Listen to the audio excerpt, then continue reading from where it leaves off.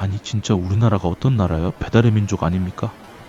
저기 저 먼 강원도 산꼭대기부터 한강 고수부지는 기본이고요.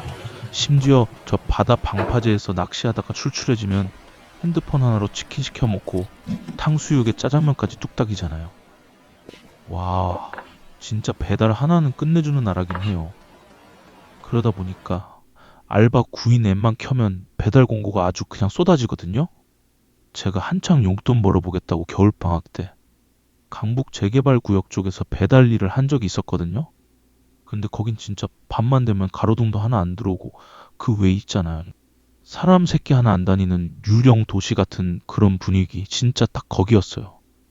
길은 다 깨져 있지. 빈집들 창문 다 깨져서 시커멓게 입 벌리고 있지. 오토바이 소리만 골목골목 울리는데 이게 진짜 분위기가 사람 미치게 하더라고요. 근데 그날 밤에 들어온 주문이 하필이면 그 구역에서도 제일 깊숙한 폐각 같은 곳이었다니까요. 밤 11시쯤 됐나? 늦은 시간에 웬 김밥이랑 돈가스, 거기에 샐러드까지 무진장 시켰더라고요. 게다가 배달 추가 요금도 꽤 컸어요.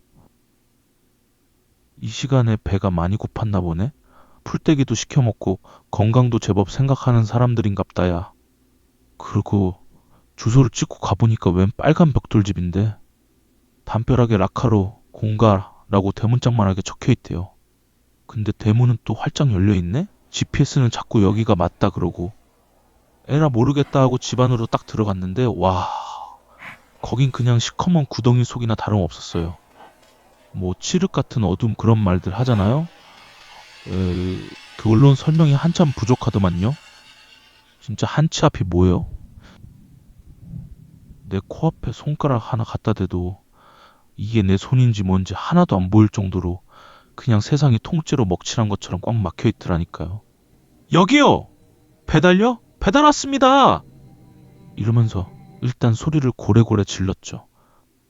그랬더니 저 위층에서 목소리가 들려요. 아이고 학생, 내가 다리가 좀 안 좋아서 이러면서 2층으로 좀 갖다 줄 수 있지? 문 열려 있으니까 그냥 올라와. 목소리가 완전 힘없는 노인네 같더라고요.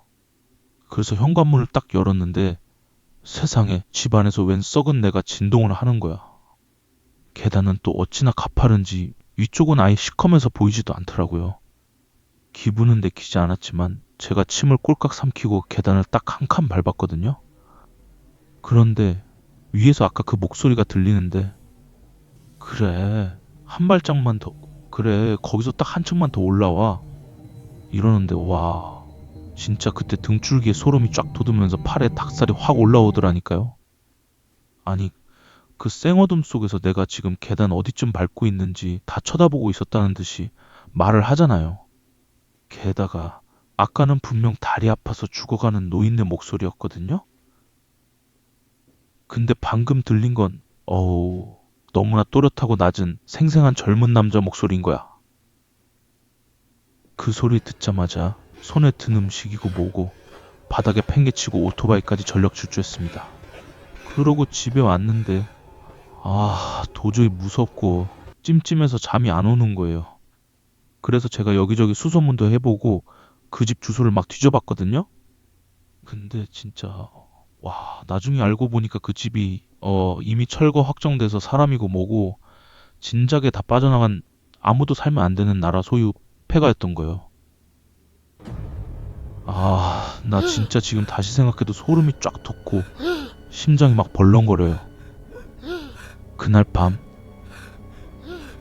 그 시커먼 계단 꼭대기에서 나를 딱 내려다보면서 한 발짝만 더 오라고 그렇게 뱀처럼 속삭였던 그 정체, 그건 대체 뭐였을까요?